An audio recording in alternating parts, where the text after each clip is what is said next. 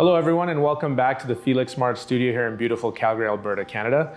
Today we're going to take a few moments to talk about the nitrogen cycle. Now the nitrogen cycle is by far the most important piece of information that you can have success in the aquarium hobby. Essentially, nitrogen is essential to all life, and making it absorbable is what the nitrogen cycle is. In our case with aquariums, what we're trying to do is take a harmful chemical such as ammonia and convert it to a less harmful form that we can control more or less. Now, in order to do this, we need to have a two-step process where we use beneficial bacteria that can help convert these chemicals to their less toxic form. Now, the first chemical that we talked about is ammonia. And ammonia is very toxic. And in fact, it's probably the most known chemical to kill the fish or shrimp or livestock that you might have in your aquarium. And that's because even the smallest amount of it is toxic, especially to really sensitive fish and critters. So in order to make ammonia less toxic, we have to convert it. So what we do is we add bacteria to the aquarium, which will then take ammonia and turn it into a different form called nitrite. Now, the bacteria that we use to do this is nitrosomer bacteria. And you can easily use the store-bought bacteria bottles that you can pour into your aquarium to help get started on the nitrogen cycle.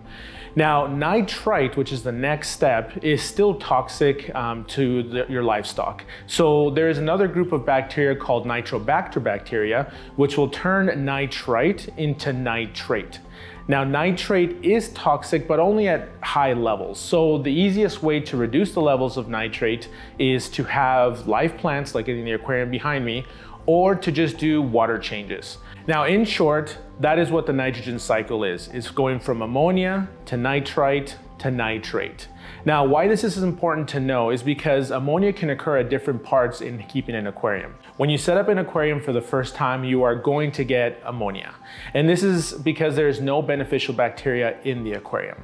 Now, the bacteria needs a place to live on. And that's why we use hardscape and things like that where the bacteria can colonize, but also why filters will have lots of media inside of them where bacteria can live in there as well. Again, you can add bacteria by purchasing a bottle of bacteria that you can pour into your aquarium and following the instructions on it. Or you can also just wait and be patient as this bacteria will naturally occur with the ammonia that's in your tank. However, that obviously takes significantly longer to do, and most people don't really want to wait around for that. Another time when you could get an ammonia spike is if you're overfeeding, or maybe you have a sudden loss of a fish or critters in your aquarium. For example, snails. When snails die, they will release a lot of ammonia into your tank. Now, if you have a healthy and established aquarium, no problem. Chances are your plants and your water changes will take care of it. You won't even notice it. But in newer setups, that can be really detrimental, as that ammonia spike could affect everything else in the aquarium. So what we try to recommend to everyone is to make sure you stay on task with your maintenance. That includes your weekly water changes. If you can, also use live plants in your aquarium, which will absorb nitrate. And don't overfeed. That's probably the one mistake that most of us do in the hobby at one point or another. We put too much food in the tank, the fish don't eat it, that food begins to rot, it releases too much ammonia at one point. All right, so that's just some basic information on the nitrogen cycle. Leave a comment below, perhaps on what you know about it, and don't forget to like and follow, and we'll see you on the next one.